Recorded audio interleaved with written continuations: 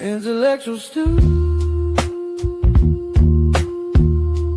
Oh, we're cooking something true.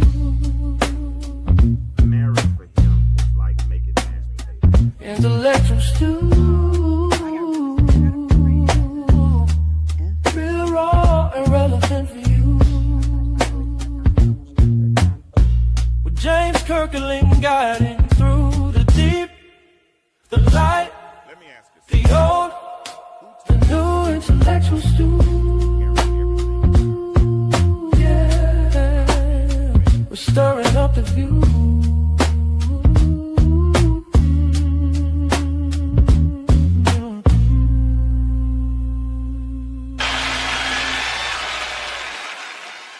Irrelevant for you.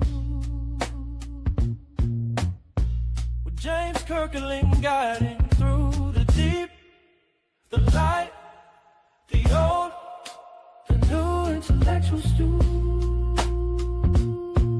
Yeah, we're stirring up the view.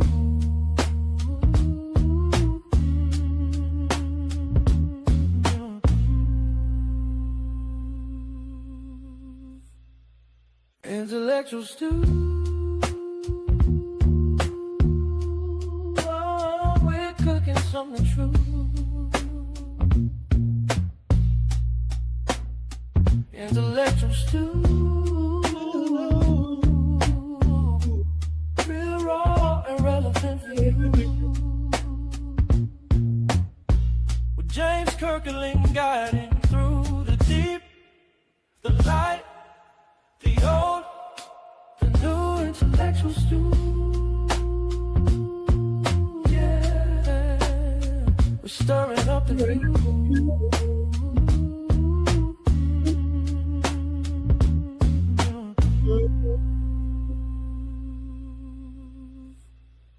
Intellectual stew. Oh, we're cooking something true. Intellectual stew. Real raw and relevant for you. With James Kirkling guiding through the deep, the light, the old, the new. Intellectual stew. Yeah, we're stirring up the view.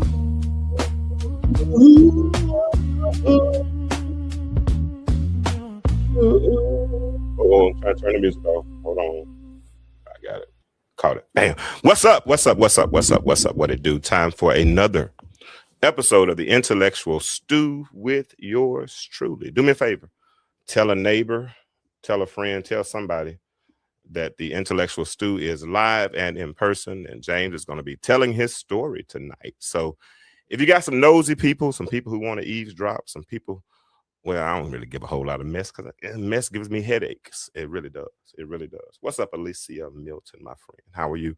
Yeah, so we're going to be talking tonight, and I'm kind of looking forward to it. So if you would like this post, heart this post, let me go ahead and set up my little audience interactions because I want people to be able to join the show live at a certain point. In a few minutes, I'll put the phone number up.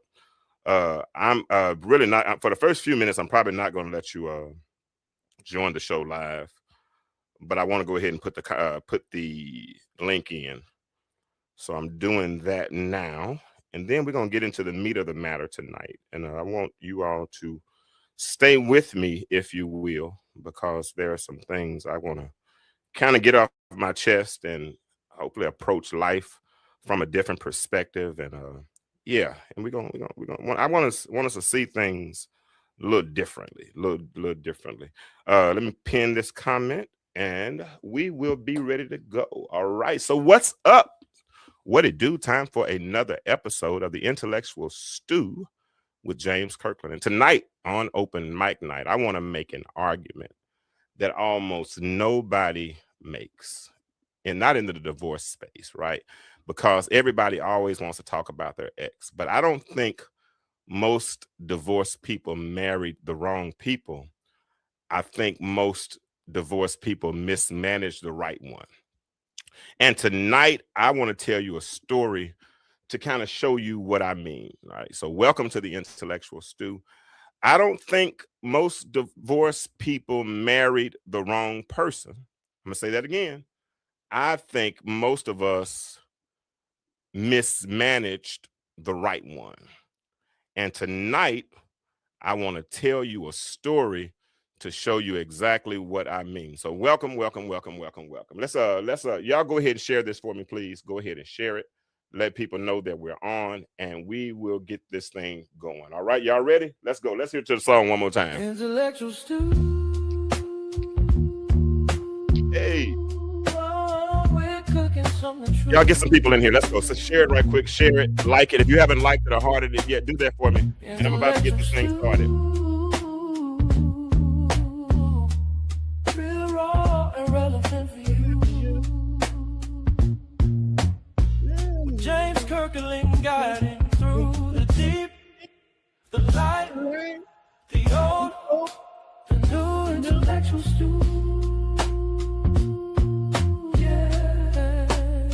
We're stirring up with you.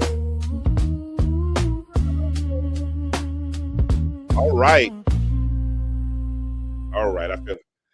I think I feel my help coming now. Feel my help. So maybe it wasn't picking wrong. Let's because everywhere we hear in relationship culture, the message is the same, right? Red flags, narcissist, avoidance, toxic people. You should have picked better. And listen, sometimes that's true. Some people absolutely did marry the wrong person. But I think there's another conversation that we need to have that we rarely have. What if the bigger issue wasn't picking wrong? I'm calling on you to appeal to another side of your thinking. What if the issue was not picking wrong, but mismanaging what was right? Let's think about it. When you decided that you wanted to get married, y'all were in marital bliss, and they couldn't do any wrong. They were the most handsome or the prettiest person in the world. I mean, y'all just had everything together. Y'all got along great. I mean, everything, and y'all liked each other enough, or y'all loved that's right. Y'all loved each other enough for him to get down on one knee. Y'all decided to get married. In front of God, you make this commitment, but somewhere along the way, you go in different directions. And it happens. I understand. People sometimes grow apart, but when you leave, you're not leaving amicably, right? You're leaving angry. Now you can't stand them. Now you despise the ground they walk on. And it makes you wonder what happened to get to that point.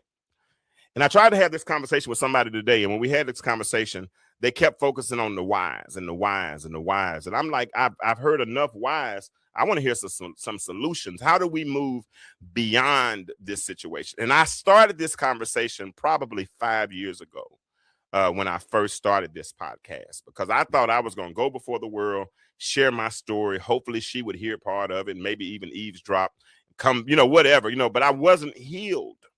So it probably sounded like a public bleed. I even had one woman come to me and she said, "James, all you do is talk about your divorce. When are you going to stop talking about your divorce?"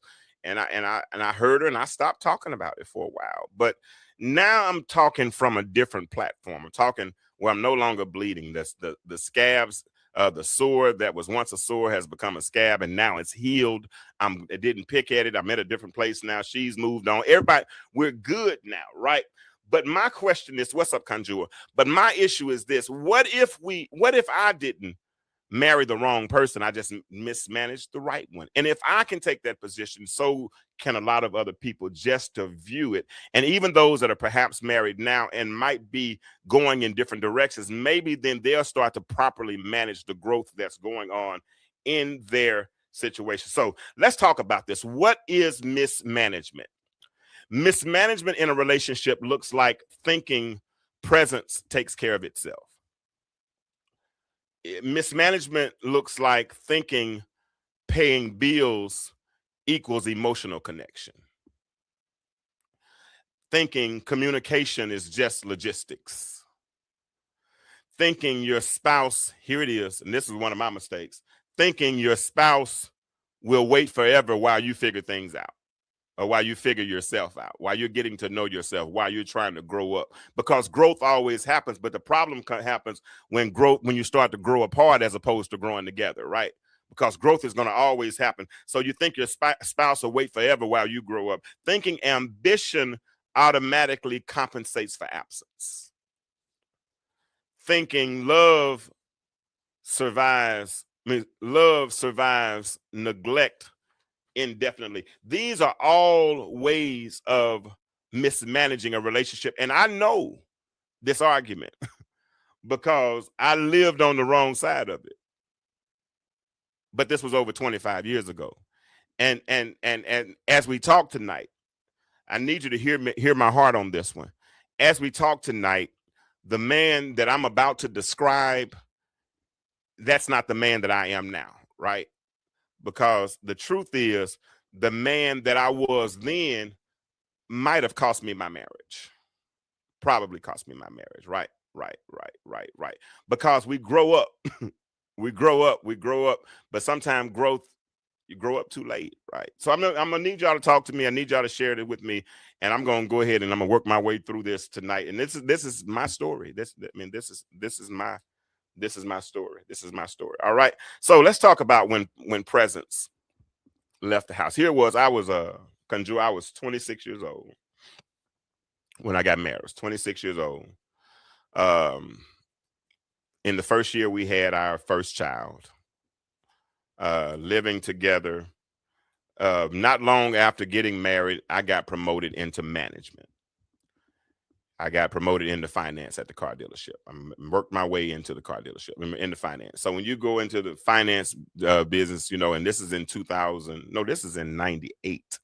Not long after that, you're making six figures, so you're making a lot of money, but to whom much is given, much is required, right? So that requires a whole lot of hours. Had to be at work a lot of times 50, 60 hours a week. And I'm at work. And so I want you to see the picture now, because I'm thinking I'm doing the right thing. I'm ambitious, right? Thinking that money can compensate for time, because if I can buy this and we can live comfortably and we can have the house, and then in my presence, when I show up, that should be the present. But that's not always the case, right? I'm working every day. I'm going to work. 12 hours a day. And some people would say that's admirable, but it's one thing to work. But when you work and make all this money, now you got to consider the cost, because see, sometimes things are more expensive. A bottle of water is more expensive at the Braves game than it is in the local gas station, right? Because it's there's a cost that's associated with it. What's up, Dennis? And so I'm doing all of this, and I'm working, and I'm chasing bonuses. I'm chasing identity. I'm chasing numbers. She works, but she works her shift 9 to 5. She comes home, but then when she comes home, she's got to carry the weight of home, because I just told you we had a brand new baby the first year, right? And she's got to carry that weight.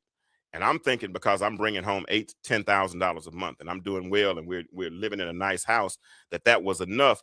But I didn't see the fact. I heard her, but I wasn't listening, right? Because she's saying that, I really don't care about the money. I just want you home. Because every night I'm at home and I'm doing it by myself. And I'm the one that has to be in the house with him alone. And I have to make sure that he does this. And I just tried to make it home to put him in the bathtub each night. That was what I tried to do, thinking that was enough. But sometimes thinking that your presence is the present is poisonous to the relationship. Because she's speaking, I'm like, give me 10 years and I promise you we'll be okay forever. But she was saying, I all I want is you. And if you hear but don't really listen, then you start to inadvertently, not even on purpose, start to create a pattern. Because now, if you get to the point where you're hearing but not listening, and because you're gonna do what you want to do regardless, right? And then later on, with the seed that you plant now, you might not reap from it now, but if you stick around long enough, when that seed finally germinates, when that seed finally starts to break its chaff and it comes out in a whole different. And I didn't understand it then, but looking back at it now, It was so much that I missed so many signs. Even when I was home, I was trying to leave. And it wasn't because I didn't like home. I mean, we had a 4-bedroom house. I mean, had all the creature comforts. I remember a friend came on. He said, man, y'all got furniture? Yeah, we had all of that. I furnished the whole house with one paycheck. I never will forget that. I went down, not a credit card. I went down there and I furnished the whole. I mean, I think I paid him 17. It was several $1,000s within a couple of weeks. I wrote a check, told him to hold it because I mean, I was setting up a home and I thought that was enough. I thought we should be gracious. You know, what's up, Dennis Phillips?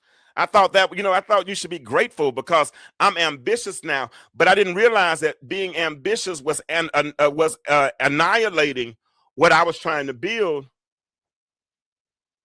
But that's the perfect sign of not properly managing the growth, because seeds are planted, right? Seeds are planted. My daddy, he plants seeds every year, but he puts them in a garden. He plants them in rows. He plants them so many feet apart. He gives the seed enough room to grow, right? Roses are planted in boxes because roses grow very, very wild. And because they grow very, very wild, then you have to give them room to grow. Even a relationship, you got to put boundaries around it. And when you put those boundaries around it, what you're in essence doing is you're giving that relationship room to grow. And so many of us make the mistake of not giving our relationships. And when we do give them to grow, when we do let them grow, we kind of let them grow like weeds. We just let them grow wild. But that was good, James. I like that. We just let them grow wild. I never will forget Dennis.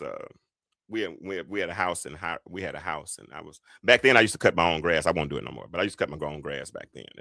So I was in the yard and I'm walking through the yard and I'm cutting and I saw a flower. But the only problem with this flower is that I didn't plant any flowers, but it looked like a flower, right? It really did. But upon further discovery, I discovered that it was not a flower. In essence, it was a weed that was growing in the middle of my grass. It looked like a flower, but it was not a flower. So I found myself on my knees plucking this flower. And the reason I was doing that, because I almost forgot where I was going.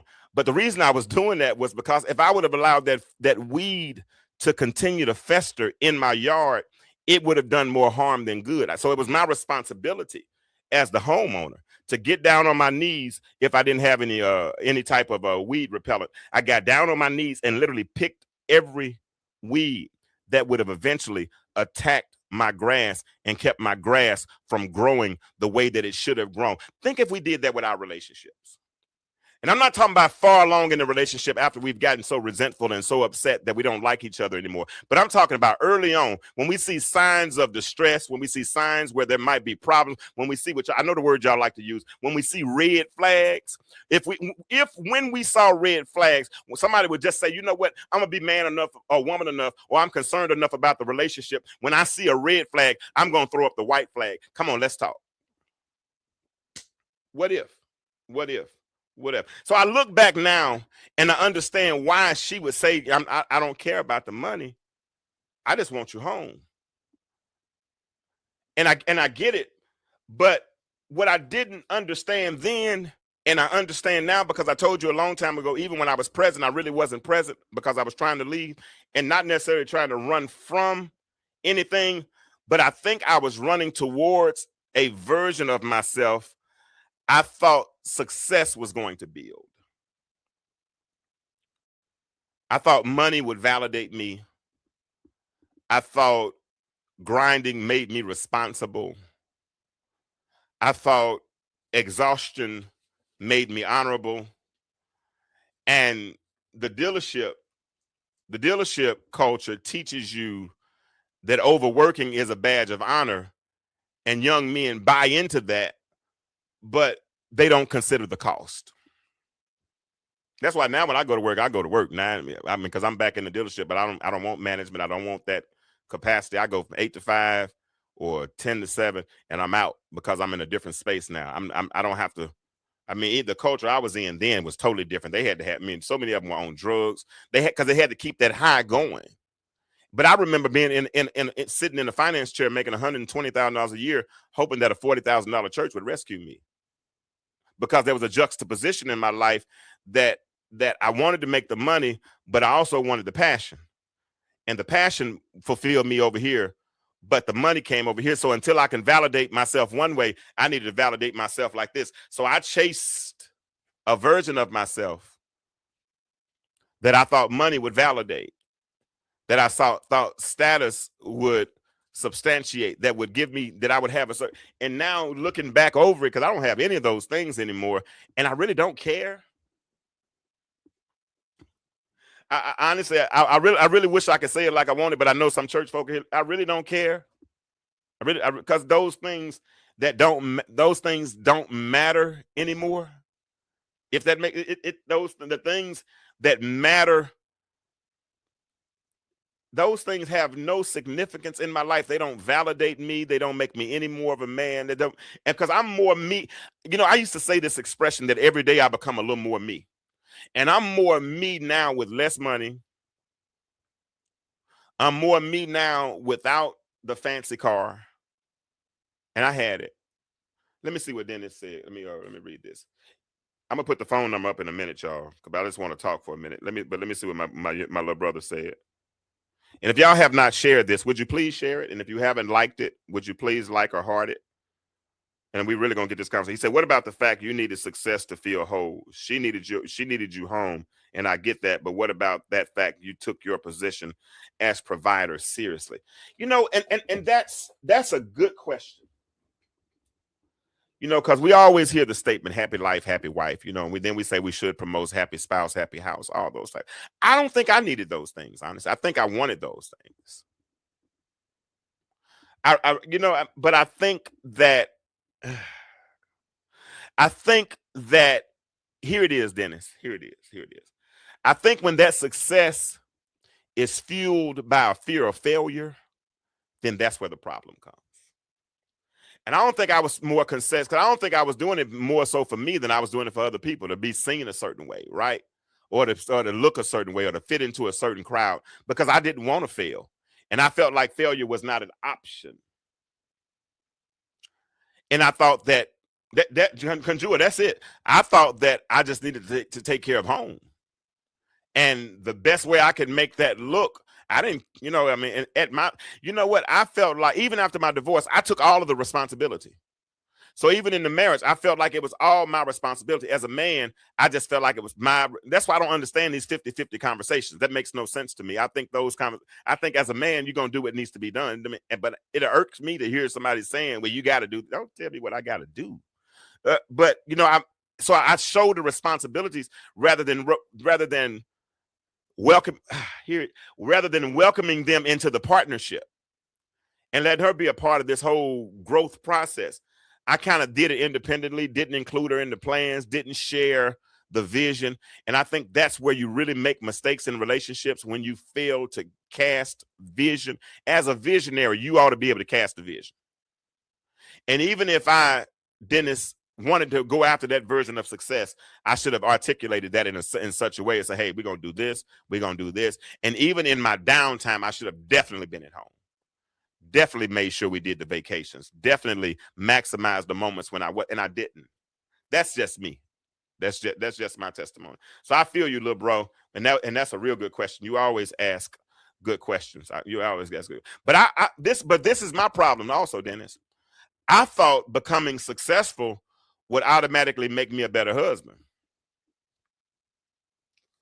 But the thing is, success without presence is still absence.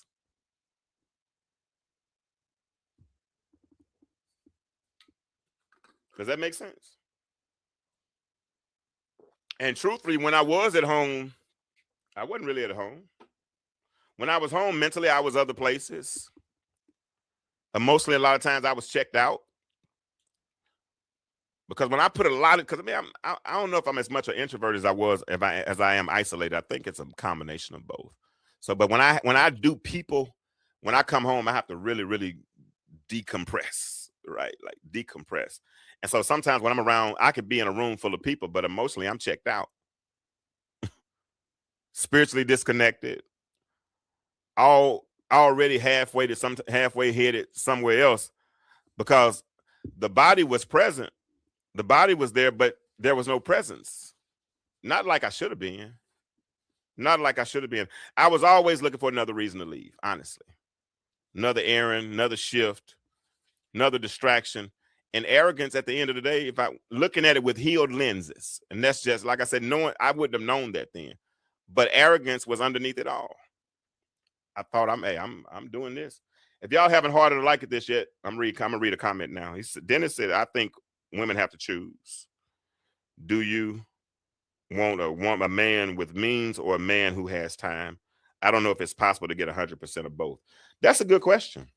That's a good question. Y'all ladies, y'all talk about that in the chat. Y'all talk about that with Dennis in the chat. I'm gonna read some of these comments. One of these days, I'm gonna have somebody who does the back room for me and handle these comments. I want to read some of these comments. But y'all talk about what I think Dennis put up. Let me put his comment up. And I'm gonna take a hot minute to let y'all discuss what Dennis just said. Hold on. I'm alone, y'all. So I got to read these comments and going. Let me Chiquita. Some people, sometimes people compartmentalize so that two don't have to face the reality of what's in front of them. Absolutely. Dennis said, "What a question that women should ask early for charity." Oh wow, man. Calvin, I can't get that comment, all of it right now, but y'all can read it. I'll go back and read all of them. Sometimes people compartmentalize so that they don't have to face what's in front of them. Where am I trying to go? No, I'm not trying. I got to get somebody to do this back room because I can't keep up with these comments and keep going. But I'm gonna do my best, y'all. I'm gonna do my best. All right, I'm gonna do my best. All right, so let's keep talking. Honestly, that leaving, because I'm in the house one minute, then all of a sudden I'm like, I'm running to Walmart right quick. Let me run down the street right quick. And I wasn't running. I don't know what I was doing. I don't know. Maybe I didn't want to face reality. I don't know. In fact, I thought I'd grow out of it, Chiquita. And I thought she would wait. I thought I would grow up at a certain point. And I think a lot of young men assume that. A lot of men. I can't speak for everybody else, but I think a lot of young men assume. Oh, y'all supposed to be discussing Dennis's comment. Let me put it back up.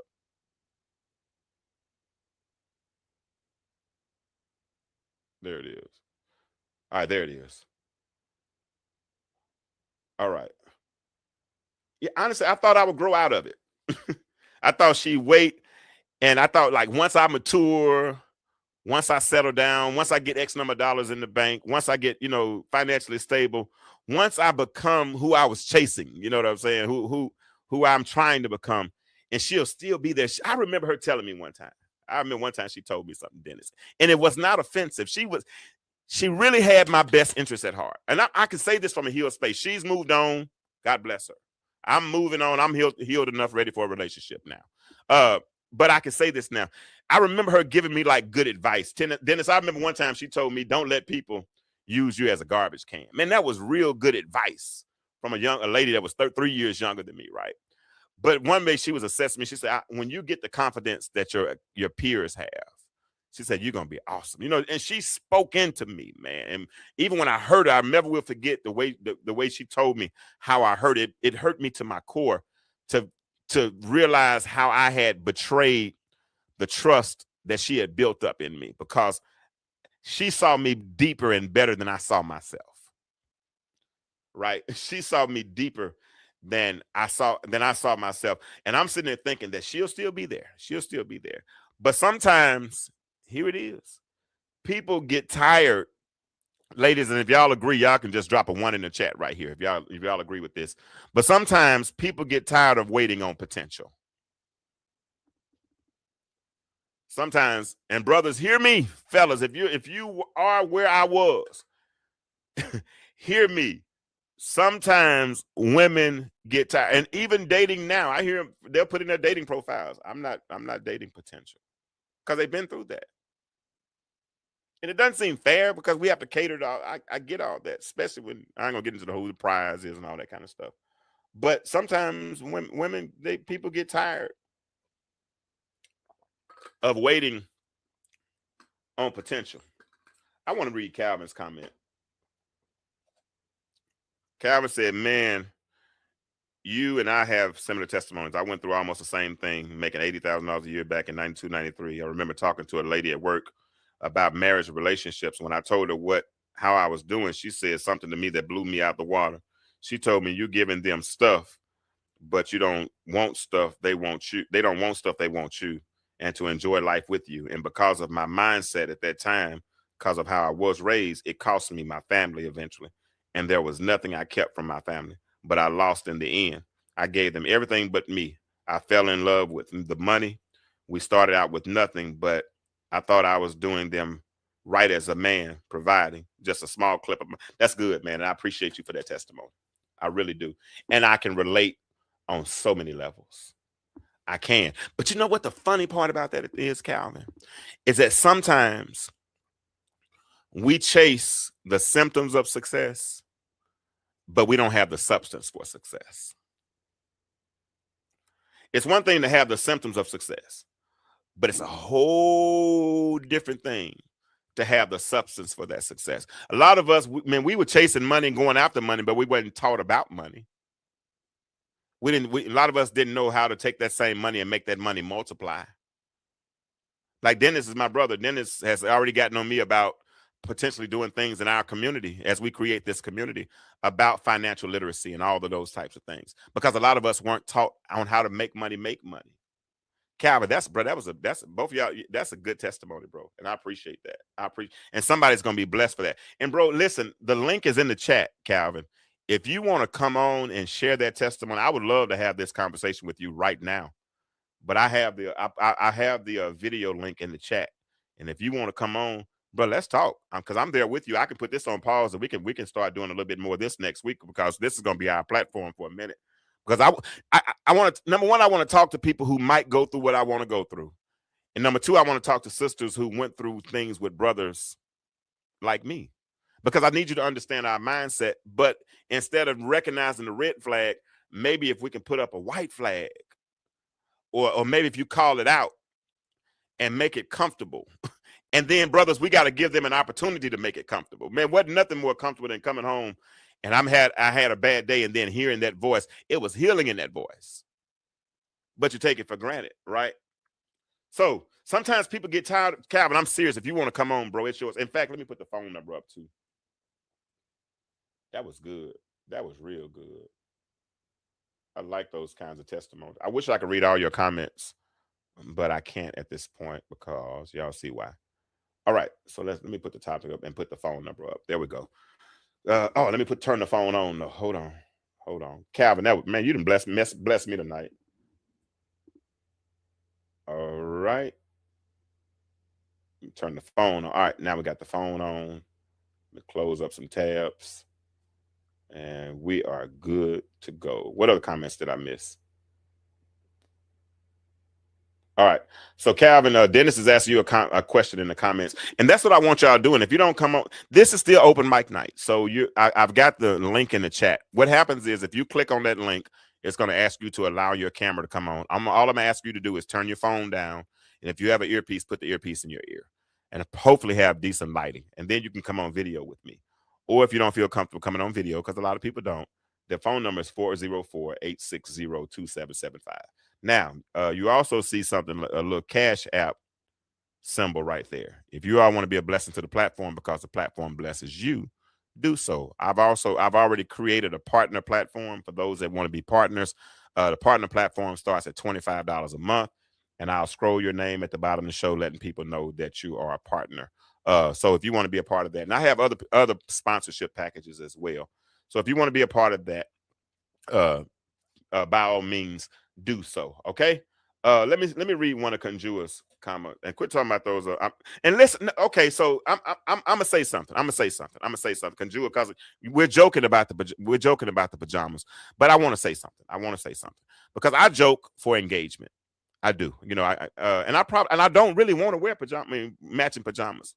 I might do it, but I don't really want to, right? But I heard somebody the other day say that him not wanting to wear pajamas was a form of control. That's what she said. She said him not wanting to wear those pajamas, or choosing not to, was a form of control. And that might have been his story. But I think if he doesn't want to do it, and you get upset with him or make him do it, isn't that a form of control? That's a rhetorical question. You don't have to answer it out loud. But I'm not going to ask you to do anything you don't want to do in a relationship. Nothing. I'm not going to ask if number one, if I know your love language, then I'm going to love you on your love language. This is the mature version of James. This is not me 25 years ago. If I know what your triggers are, then I'm going to stay away from the things that trigger you. If I know you don't like something, that's like if you know that I'm allergic to shellfish and you fix my plate and you see they have gumbo on the menu, would you go and put gumbo in my plate? I remember one time somebody used the same spoon from the gumbo with the stewed chicken, and my mouth started to break out because. So you're gonna protect me from something that triggers me. So if I don't like it or I don't want it, why is that a deal breaker? I don't know. But I guess why happy wife, happy life. But anyway, sometimes people get tired of waiting on potential. I get that. And I'll be honest, I wasn't transparent. Y'all, Calvin is telling his testimony in the chat, y'all. Y'all need to listen to that. He said, what I learned was you can have money and still feel broke because there's no enjoying there. It's not. You can't enjoy money alone. You can't. And that's why you have to, even in those instances, and this is where I messed up, Calvin. This is my assessment, Calvin, in that instance. If I had managed the growth when I wasn't at work, but I'm so spent when I wasn't at work that I was chasing something just to feel normal or to feel balanced, because being in work, that really wasn't who I wanted to be. And I had to go up there and fake it with them people all day long. That was a lot. But I'll be honest, I wasn't transparent. There were things I was doing in those years, honestly, I had no business doing. You can assume what you want, and some of the things you assume will probably be right. But I'll neither confirm nor deny. Some of the things you probably. But you don't, and I don't have to tell every detail to tell you the truth. I don't. But part of mismanagement is secrecy. Part of mismanagement is immaturity. Part of mismanagement is assuming that love can survive neglect indefinitely. That's not only mismanagement, that's also a miscalculation. Because eventually the marriage got mismanaged into a place that it couldn't come back from. Let me see what Chiquita said. What's up, Rashad? That's my brother out there in San Diego. That's my friend. What's going on, bro? Let me see what Chiquita said. And Chiquita said, I gotta scroll up. Chiquita said it's based on looking at people's patterns over time. Sometimes you should make small sacrifices for someone you claim to care about. I get it. And you should, but I'm not going to even put a but on that, because you're right. You should make small sacrifices. But let me ask you a question, hypothetically. What if, because most people do that during the Christmas season, right? But what if everybody don't feel the same about Christmas, right? Like hypothetically, what if somebody grew up in a house where they didn't get many presents, or when they did get presents, the presents were scrutinized so much that people left Christmas morning feeling dejected, hating that Christmas showed up, and I could be telling my story. You never know. But what if they went through that growing up? So Christmas doesn't mean as much to them. So when they see certain things, not that they're a Scrooge, because they want to see other people happy, right? I mean, they do. But there might be some triggers there. If you've uncovered that and realize that that's the trigger, is it really a sacrifice then, or is it part of self-annihilation? And you're asking him to participate, because everything could be rooted a little bit deeper. And if you love them enough, then I think you love them through it, because then you realize it's just like you just said, it's a small sacrifice. And I'm just playing devil's advocate. I'm not saying that that's the case, but I do agree. You should make small sacrifices. I do. Y'all can come on. Phone number's lit, 404-860-2775. Many Black people say I'm like my ancestors because many couples rather run away instead of admitting mistakes and ask their spouse to help them in their weakness. God will give their strength and peace if we follow his instruction. I mean, I agree with that. And I think part of that problem came, Conjure, when we stopped listening to Big Mama Neil. And I hear y'all, granddaddy cheated on grandmama, yada, yada, yada. But we still come from a culture that's called a being communal type culture, right? Where we went to the elders. That's why they said if there be any sick, call the elders of the church that they may lay hand. But we went to the elders in the community for wisdom.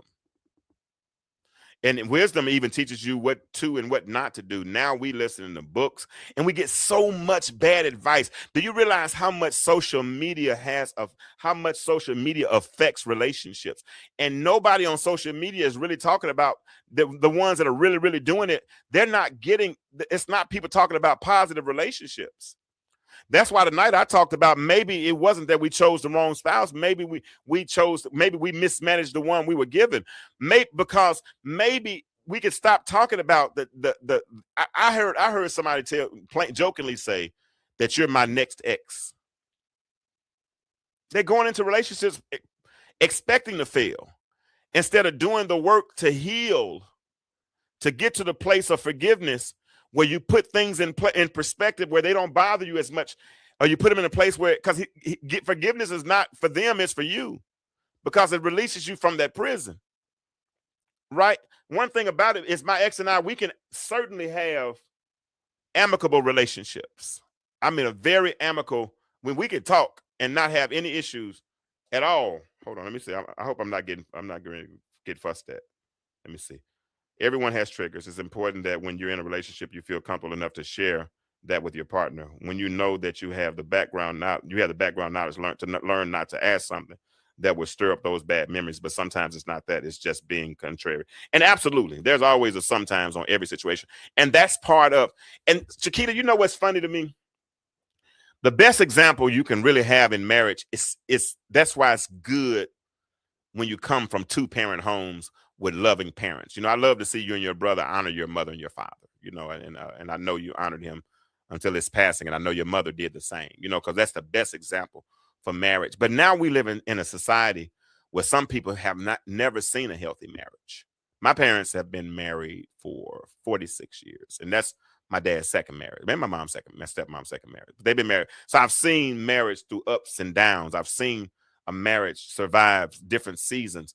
And when you have those examples, then you learn that people don't just wake up one day and be married for 10 years, right? 10 years of marriage required 3,650 days. And to survive the 3,650th day, you had to have the history of the 3,649 days, because every day you learn how to be married. Sometimes we think that we have these frozen dinner type marriages where we can just take it out of the microwave, take it out of the freezer, put it in the microwave, and then all of a sudden you got a fully baked marriage. No, you got to learn, like Chiquita just said, you got to learn the triggers. You got to learn the history. You got to learn what makes people tick. You got to learn all of these things to really understand what you're dealing with. And when you understand what you're dealing with, then, as we talked about earlier, you can manage the relationship, you can manage the growth, and make the growth grow in the right direction. I tell this story all the time. Young lady used to talk on the show all the time. All she would talk about is what would happen if a man cheated on her. If he cheats on me, this will happen. And so one day I finally asked her, well, who cheated on who? Did your mother get cheated on? No. Have you ever been cheated on? No. Has your grandmother been cheated on? No. Well, if nobody's been cheated on, then why are you, that's all you're talking about is what would happen if you get cheated on. To me, that was the equivalence of fighting air. You've already put something in place that the Bible says give no place to the devil. I mean, I'm not going to give ammunition to something that could annihilate my relationship. I would have then, because I made mistakes. Let me see what Chiquita said. Chiquita said, agreed. That makes a huge difference. I didn't realize before I went into my marriage, we may not have been equally yoked in that way. That's why young couples need marriage mentors. It helps. Absolutely. Because sometimes we do marry the wrong person. Sometimes we get married because we're pregnant. Sometimes we get married because that's the idea of a person that we know. He had straight hair or curly hair. He had green eyes. He was 6'2". He looked like a husband. He had a certain level of success. So we married. So we had this idea of what love looked like. So, and he looked like he fit the part, or she looked like she fit the part. So then we went and got married, and we didn't seek God. We didn't get counseling, but he made six figures. He had a nice house. I didn't know he had an alcohol problem. I didn't know his daddy was an alcoholic and his mama was. I didn't that they had been through 3 divorces, and this was following them through generation. I didn't realize all of those things. I didn't know that his mama had raised a husband instead of your husband. I didn't know all those things, and because I didn't, now I'm married to this, and now I'm trying to now. Oh, now I'm trying to do damage control instead of management. That's good. That's good. I'm not pointing the finger at Chiquita. She said, "No, I didn't get pregnant. Until I had been married for that. That wasn't you. I would listen. These are general statements. This is not this is general. I'm not talking about anybody specifically. Okay. And if I was talking about somebody specifically, I would never put their business. I just use case studies to talk. To use on the show. Hey, but 9 years of marriage without getting pregnant before you had your first child. That means y'all planned the baby. That's darn good. That's darn good. That's real good. That's doing good. So eventually it cost me. It cost me. It cost me because the marriage eventually got to a place where I had mismanaged it so much that I couldn't come back. And listen carefully tonight, because she's doing fine. Like I said, she's moved on. She's done her work. She did her real work. She went to counseling. I didn't go to counseling. I came and told y'all all my business. And the man you're hearing tonight, he's not the man she married. To be honest with you, I'm a totally different person. I've grown up. Therapy has helped. And honestly, I don't even know where that James is anymore. That was the same James that before I started writing my book, that I walked by the mirror one day, and when I looked in the mirror and I said, "Hey, self." I said, "Hey, self." Let me see what my friend Mike Evans said. What's up? What's going on, Mike? Thanks for listening tonight. Mike said, I grew up watching and listening to my dad. And the older men said that the men are to provide and protect their wives and family. I knew I did that on the highest level, but the one thing that I was never taught was how to protect my wife from me and my stubbornness. Wow. Man, I almost cussed. Gee, let me pin that comment. Good night. Sisters, do y'all hear this? Wow. And I even told my ex, that's why the next wife gets the benefit of the good husband. But she built him. He said we were taught. And so Mike, we gotta teach that lesson to these younger brothers, man. And we got to be transparent in that regard. He said, I was taught how to provide, but I wasn't taught how to protect her from me and my stubbornness. Bro, if you want to come on and talk about that, the comment is pinned in the comments. If you click on that, you can come on the show live, because I'd love to hear more about that story, Mike. And sisters, don't listen to respond right now. For a moment, these are men. I'm 53 years old. I made it 20 years in my marriage. Then I got divorced. I'm telling you my story, but something kept me married for 20 years. Calvin had the same testimony. He's telling his story. That's transparency. Mike just told his story. And that's that. Honestly, when you hear that story, you hear that testimony, you just got to let that settle for a minute. That's not even something to say, well, sometimes this is what happens, or this. No, that's something to say. My response was, wow. He said, I was taught to provide, and he did that on the highest level, but I was never taught how to protect her from my stubbornness. Because see, some of us grew up so, and it wasn't my testimony, but some of us didn't grow up wealthy. And we wanted certain things, so it made us ambitious. And our ambition made us go after those things. And some of us equated, especially if you grew up in the South, some of us equated money to power. And that money, if it made us powerful, it got us in rooms, it got us access, it made us look the part. Once again, it gave us the symptoms of success, but it didn't give us substance for that success. And I believe, Mike, tell me if I'm wrong, that's what you're saying when you're saying that you didn't have the substance enough to protect your wife from you and your stubbornness. That's tough. That's wow. Yeah. Yeah. Yeah. Conjure says sometimes people get married because of situations, for example, like income, trying to avoid homelessness. Yeah, I get all. Yeah, that's true. But Mike, you blessed me with that one. He said I didn't know how to protect my wife from me and my stubbornness. How do y'all, ladies? How do y'all feel hearing a man share his testimony like that? Because I think that's transparency on the highest level. To admit, and it's bad, it's sad sometimes that we grew up too late. I grew up too late because my growth produced growing pains, and those growing pains, the pain became so unbearable that the choice was to amputate this time instead of rehabilitating again. When my son got his final injury in baseball, he said, "Dad, I'm done," and I could hear it in his voice. He didn't want to go through rehabilitation anymore.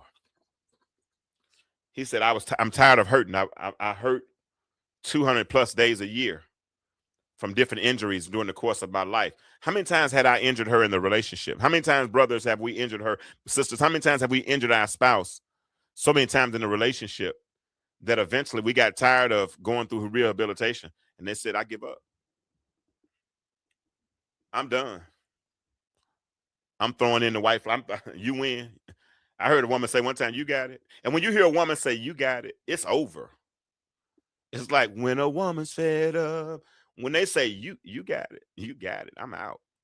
That's a tough place to be in. So, Chiquita, I appreciate you for all your commentary tonight. Let me see. She says sometimes women can have unrealistic expectations of their man based on not growing. Ooh, let me put that comment up.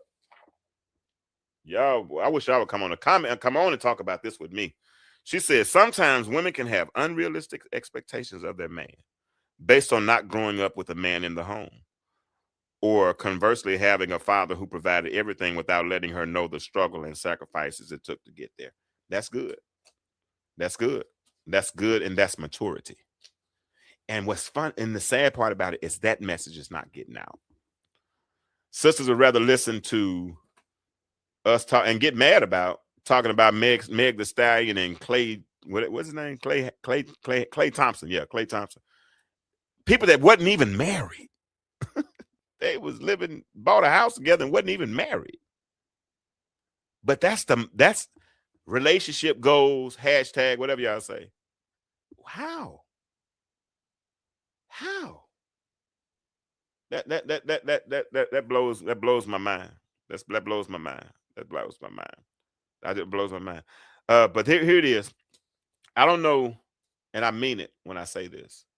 I really don't know where that James is anymore. Because he's gone. When I looked in the mirror that day and I said, "Hey, self," I started doing the work. If you have not liked this, like it, share it for me right quick. Like it, share it for me right quick. But I started doing the work. And when I started doing the work, I started becoming a better me. That's when I came up with the whole hashtag on the path to better. Let me holler at my girl right quick. Let her drop some knowledge on us right quick, and I'll be right back. Come on, LaRue, tell us something good. Sometimes we spend so much time asking who hurt us that we never ask who we became while hurting. Growth begins the moment honesty becomes more important than ego. Don't just grieve what ended. Learn from what was mishandled.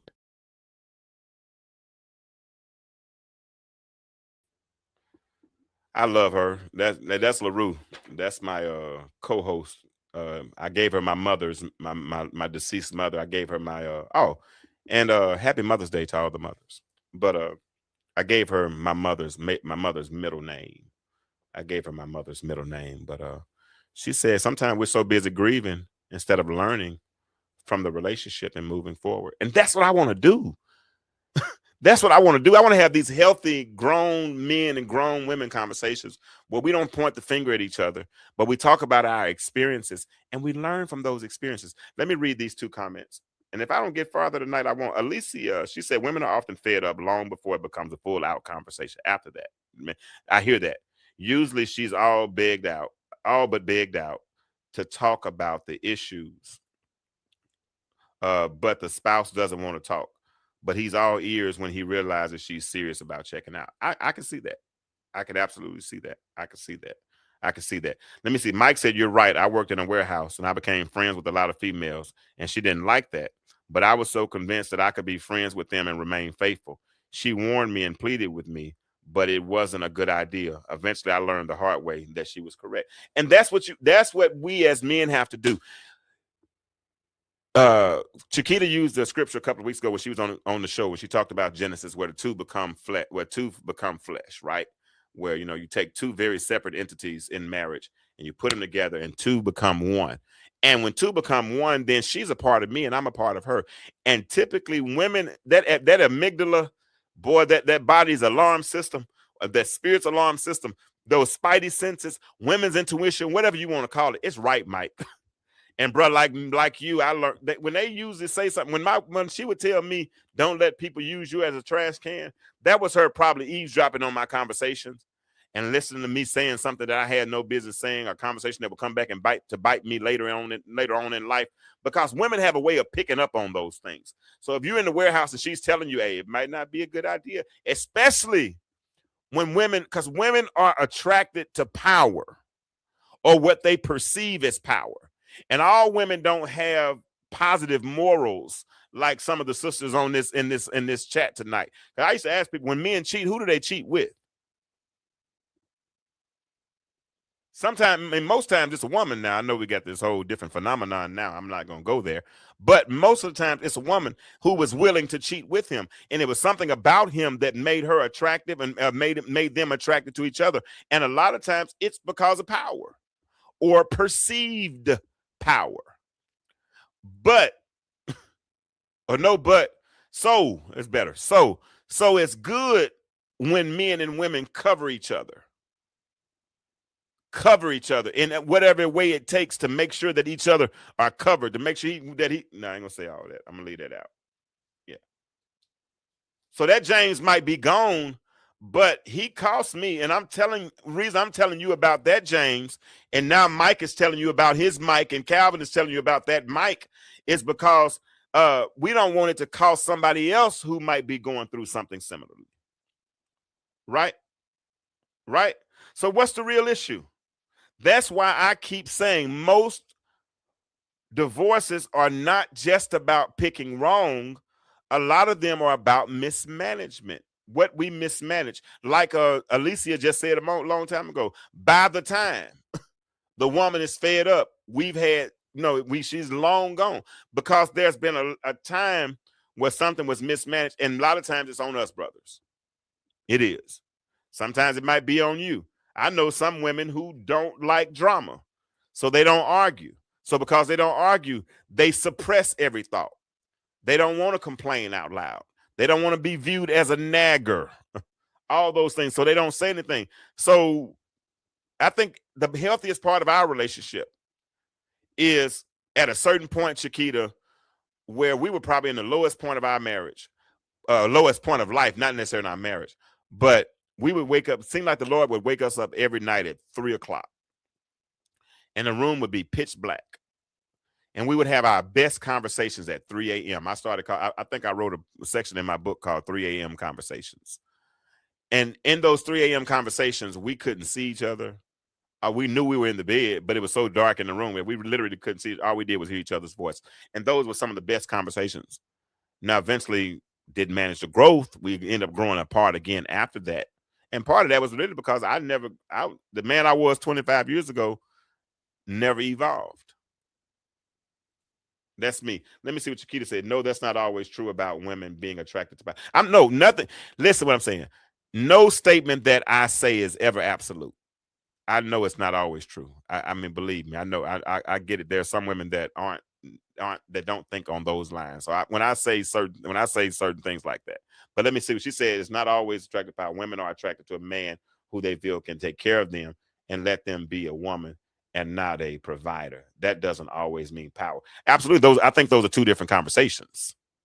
I 100% agree with you. That's a very mature woman. That's the one I think I was married to. Those are the ones that act like ladies. But then you will agree, there are some women who are attracted to power. We see it every day. I mean, I don't know how much you scroll social media, but shoot, even the Country Wayne skits, I mean, they be dropping 10,000, 20,000. I mean, just like it ain't nothing. Put on a $30,000 a month salary. Come on, bro, for real. That ain't even realistic.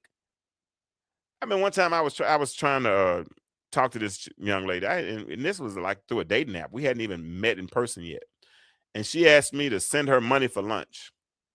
And I said, "How much you want me to send you?" I said, "Well, $20." No, I need at least $50 for lunch. I don't even know you. I haven't. Well, you look like you got it. Of course, I didn't send it. But that's what we're leading with in these days. And I think those types of women, those are the ones I'm talking about, Chiquita. I'm not, and because like I said, there are different times. There are different kinds, different right. But you're right. I think most women, I would probably say most women would prefer to have someone who provides, a good provider, a good provider. I agree with that wholeheartedly. But I'm looking at what social media has produced on the other side of that. Do you agree? And if you don't, tell me, and I'll and then we'll agree to disagree, or I'll agree. I might agree with you. You can tell me. All right. So like I said, most divorces are not just about picking wrong. A lot of them are about mismanagement, not hearing what your spouse is actually saying, right? Not acting on what mattered most, being physically present while emotionally absent. And this is just my testimony. This is just me, waiting for somebody to survive. This one it hit me earlier. This one hit me earlier. Waiting on somebody to survive your becoming. In other words, waiting on them, expecting them to wait on you to grow up. And then they wait year after year after year after year after year after year after year after year, and they don't see any evidence or signs of growth. How long do you expect them to wait? I wrote in my book, I would have divorced me too. No doubt about it. I would have definitely, based on who I was and what I had done and what I had not produced at that point, I would have divorced me too. Let me see. Sure, there are plenty of gold diggers. Okay, I didn't even think of that word, but that is the word. Men have to have discernment. But some men want to be gold diggers because they want to pay for, it's like leasing a car. They want to pay for the percentage of the vehicle they plan on using. So that some men that gives them their identity, because the money gives, like I just said earlier about me and Calvin, some of us, money gives us a perceived power. What we perceive as power. So we think it gives us access to certain women. So it's not all on women, and it's certainly not all on men. This is a give and take situation. This is what our society has produced. But the problem is, just because I play spades, and when I play spades, I gotta play the hand that's dealt, no doubt. But there are times that mail comes to my house. It might have my address on it, but doesn't necessarily have my name. And when it doesn't have my name on it, all I can do is put RTS on it. What that means is return to sender. So just because it comes, I don't have to necessarily. Does that make sense? So there we have certain people who operate in every different category. And I thought that this perceived power gave me access. I thought because I bought a Mercedes Benz, we lived in a 4-bedroom house, that we looked the part. Everything was great. Me had the child. I mean, everything was great, grand, and wonderful. But I was present, but I was only present with my presence.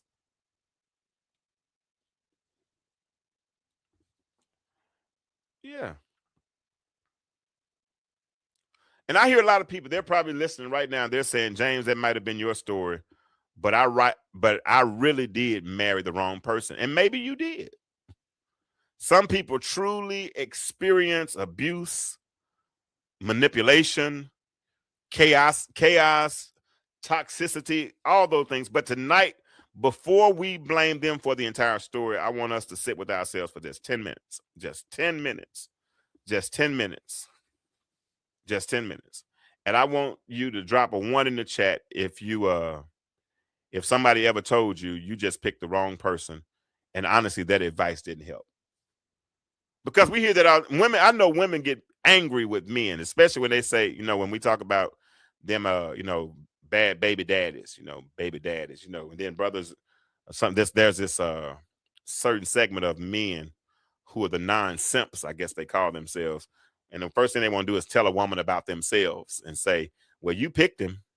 Yeah, but she didn't pick that process. She didn't think he was going to be like that, but and I get it. But when somebody's told you that before, that you picked the wrong person, if they've ever told you that before, at some point drop a 1 in the chat. Let me know that that they've told you that. And truth be told, when they told you that, it didn't make you feel any better. Because sometimes you're sitting with something that you already know or that you've been wrestling with for the last, because you might have been married for 20 years, but it might have took you 5 years to leave. Because you were saving a little bit every check,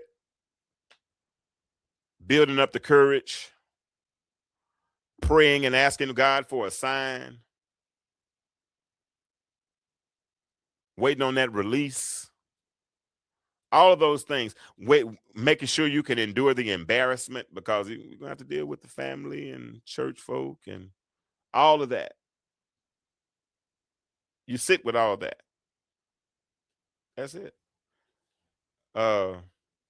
Mike said he feel his ex married the wrong person.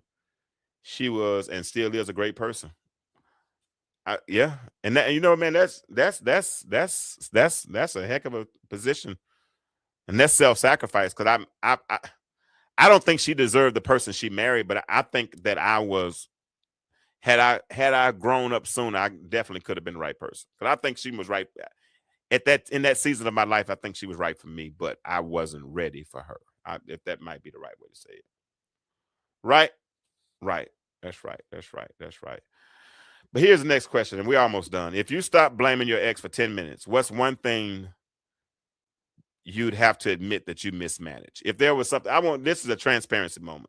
Chiquita, you've been talking. Conjua, you've been talking. Viola, I saw you earlier. Those who are still listening, and those who have exes, not necessarily ex-wives. You can be ex-boyfriends, ex-girlfriends. If you can think of one thing in the relationship that you mismanaged, what would it be? I know I mismanaged communication, because a lot of conversations I had in my head that never made it to my mouth that I should have had. I know I mismanaged time, because the time that I was available, sometimes I was emotionally absent. What was it for you? Let me give you some examples. If y'all gonna talk back to me a little bit tonight, unless you were perfect. Now, if you were 100% perfect in the marriage, then I don't expect you to say anything. I know you had it all together. But some examples would be communication, listening, transparency. That was one of mine. I'm gonna raise my hand on that one. I definitely wasn't transparent. Emotional presence. Yeah, I guess I read priorities, affection, patience, honesty. Y'all are perfect. I get it. Y'all didn't have no issues. This is a safe space. I promise you, it'll help you. It'll help you. I mean, just get rid of it. It's a safe space. Time, anger. Mike said, "Oh, Chiquita, I believe that about you." Mike said communication and fidelity. Okay, I appreciate your honesty. Fidelity, I definitely was not where I needed to be. Selfish. Y'all can come on, like the phone lines are open. The phone lines are open. 404-860-2775. Y'all come on and talk if you want to. Or if you want to click the chat. Oh, yeah, I'm talking now. Click the link in the chat if you want to come on video. I'd love to see your pretty face. Oh, Vakisa. Let me see. There are a lot of variables to consider once you are faced with your reality. I didn't trust my gut, and I saw a project and not what reality. Absolutely. Can I ask, at what age were you when you got married, Vakisa? I'm not going to ask your age now. I know you. I know you do not ask a woman her age. I've learned that, but I'm gonna ask how old were you when you got married, and how old were you where you got married, and how long were you married? If you don't mind me asking that question. If you call in, like I said, we can talk about it on the phone, or if you want to come on camera, or if you just want to put it in the chat, that's fine. I want to ask that question as well. You were 29 when you got married, and how long did y'all stay married? If you don't mind me asking. 29. That's a good age. I was 26. Jawanza Kunjufu said we should get married at 28. We should wait 4 years to have children. No, I think 4, and then have them 4 years apart. No, he said 28 to get married, have 2 children, 4 years apart. 29 is good. Okay, that's a good age. No, I could have been more transparent and open about my true feelings. I felt like I walked on eggshells my entire marriage. I think that's good. I think that's Chiquita. That's good transparency, and I think that's a lot of women, especially when they have an idea of when you had a real good daddy, and you know what a daddy is supposed to look like, and you're waiting on him to become that dude. But sometimes, and I know you said he was a pro. I know you said Vakisa he was a project. I feel you. I know he was a project, right? But growing sometimes is like a project, especially when you're young. And and when you understand that the two become one, you realize that she has what you're missing and he has what she's missing, right? And when if you trust each other enough, then you I like that word you used a minute ago about the variables. You start to fill in the voids for all of those variables. If you're mature enough, if you trust each other enough. I didn't do what I was supposed to do because I wasn't present. I thought my presence was the present. So me being present, I thought that was powerful enough, but it wasn't enough to build what needed to be built. She would read things. She'll say, "Hey, this says that every time we kiss, we need to kiss for 7 seconds and hold it." But she was looking for something to build it on, right? Because she had been in a marriage where she respected her parents' marriage, and and she knew what it looked like, and she wanted hers kind of look. So she was giving she was giving me breadcrumbs to get to the destination that she wanted me to get to. But sometimes I didn't eat the breadcrumbs. In fact, I might have invited the crows or the birds to eat up those breadcrumbs. Let me read these because now men spoke, but now women are speaking. And I like that. I like that. That's a good conversation. I like that. Vakisa said, we didn't make it to 7. I'm older than my ex-husband. There was a maturity balance. Okay. Men sometimes get intimidated by that good daddy talk. They start feeling threatened. They do. They do. And sometimes those daddies who think they're good daddies, they think that they need a daddy. Like, for instance, I didn't need no daddy. But my daddy, I had a good daddy, right? I had a really, really good daddy. And I felt sometimes me and my ex-father-in-law would clash with some of the advice that he gave me that my father would never have given me. And me and him are cool now. I've even apologized. I even apologized to him. That's when I knew the Lord was working on me, because there was a time I just we did not. I mean, I didn't like him, and I understood why. And I understood why he didn't like me. I mean, I did his daughter like I did her, so I could get why he would be upset. I didn't. It took my daughter to make me see that. One day, my daughter got mad. That's why he don't. I wouldn't like you either. I said, oh.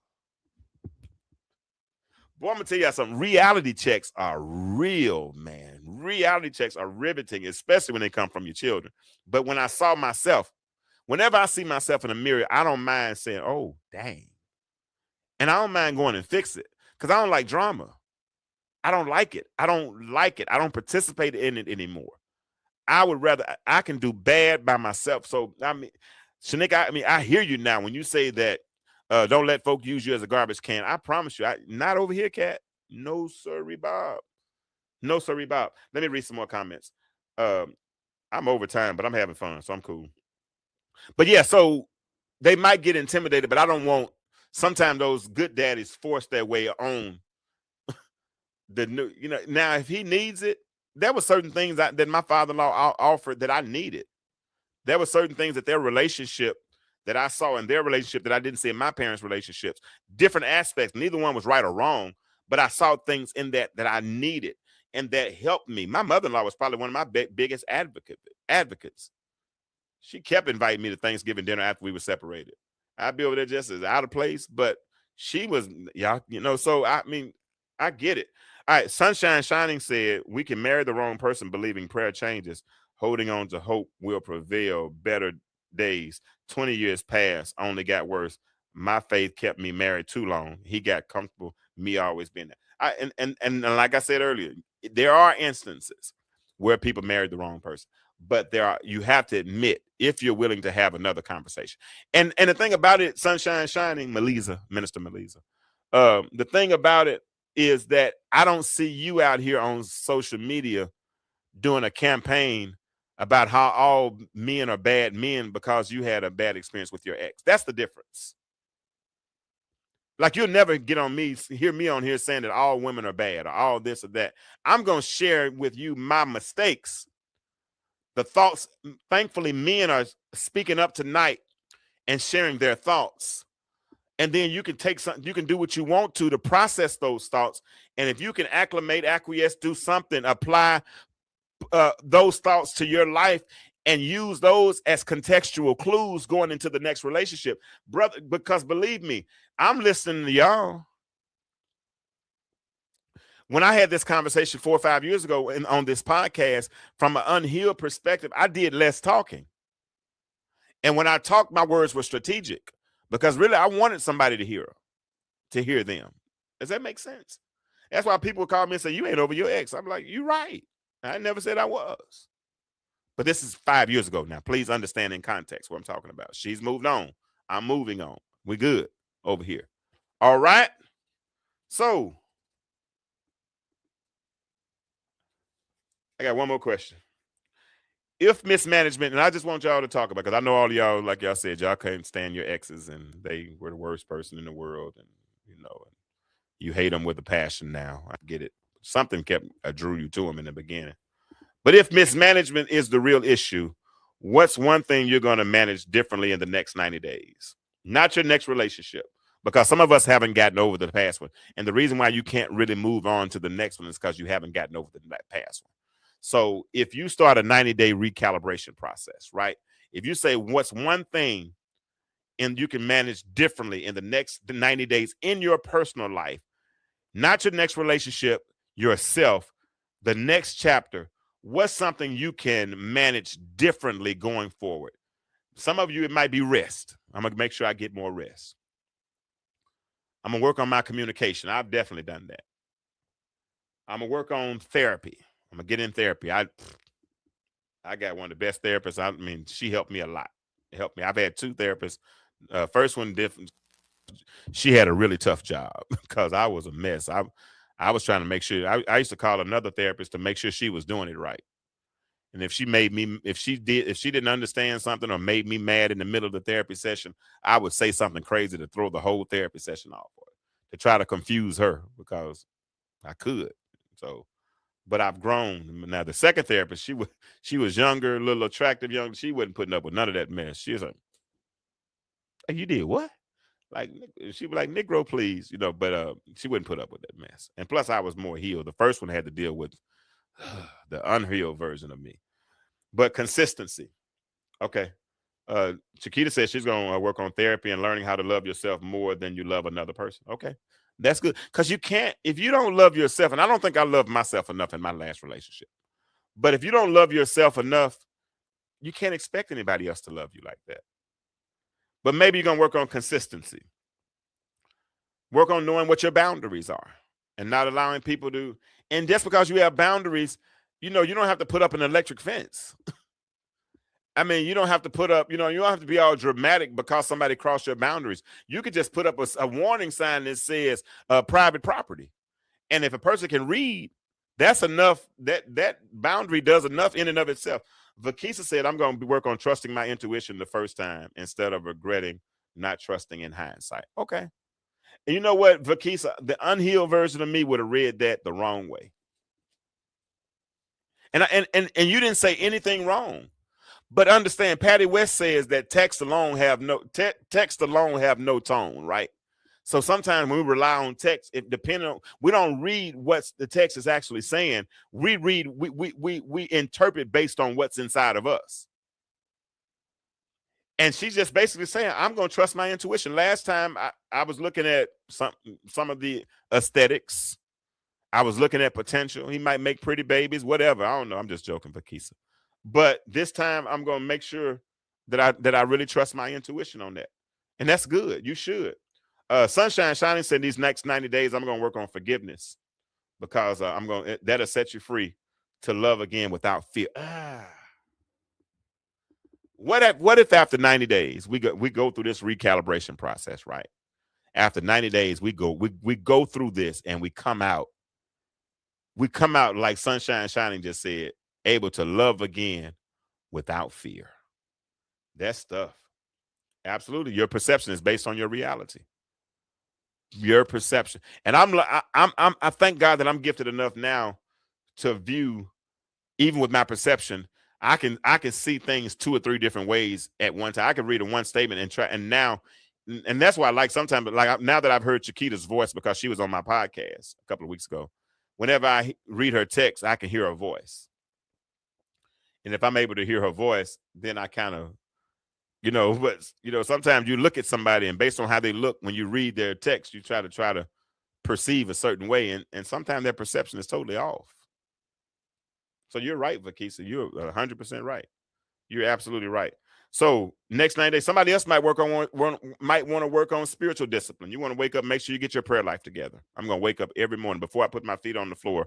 I'm going to put my knees on the ground, and I'm going to pray, and I'm going to meditate to set the day. Some of us might want to work on the healing because it's been tough. We've never asked. For years, I didn't heal. I literally went to my couch and sat there. I've told the story. I ate on the couch. I slept on the couch. I didn't go to bed at night. I fell asleep. And if I so happened to wake up before the morning, I would try to go get in the bed, but I couldn't stay in the bed because the walls were talking so much and the silence sounded so much like noise that it was deafening. And the only way I could really deafen that noise was to turn the TV back on. So I went back to the couch. I literally stayed on the couch all of the time. I chose not to heal until I walked by that mirror. And when I walked by that mirror and I said, "Hey, self." I said, "Hey, self," because I bumped into me again. Because I had lost myself. I lost the vision. I lost the gift and the calling of God that he had put on my life. I mean, because I knew what the end looked like. I just didn't know what the process looked like to get there. I just thought I would just one day appear. I'm just being transparent. I'm working on that. Right? That's real. And I appreciate y'all ladies for sharing those things. That's real. I appreciate your honesty. I do. A lot of people probably relate to the same things that you're saying right now. And to be honest, Chiquita, Vakisa, Sunshine Shining, Mike, Calvin, it took courage to say the things that you all said tonight. And I want you to sit with that, because what you in essence did is if those were burning ashes that were on your altar, you know that ashes that are on the altar of your heart, they prevent fire from burning the way that it should really burn. So whenever if you've ever made a fire before, and one of the first things you do is you take out the ashes, because the ashes have a way of smothering the flame.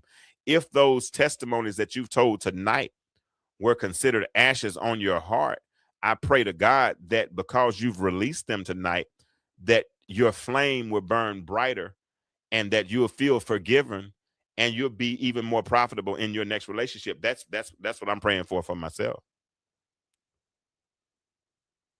So sit with the fact that you've told your truth tonight, Vakisa. Sit with the reality, Chiquita, that you've told your truth to strangers who not gonna judge you, who not gonna hold it against you. I would be a nut. I'd be a fool to sit here and debate an opinion or debate your story. Your story is your story. All we're doing is we're putting all our stories out there, and we're just learning from each other's situations. So this kind of work right here, looking honestly at what was mismanaged, learning how to manage the next 90 days differently.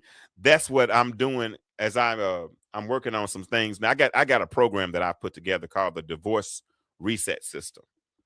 It's a 90-day path for women who've been shaken by divorce, who want truth, healing, clarity, and structure from somebody who's actually walked through the fire, right?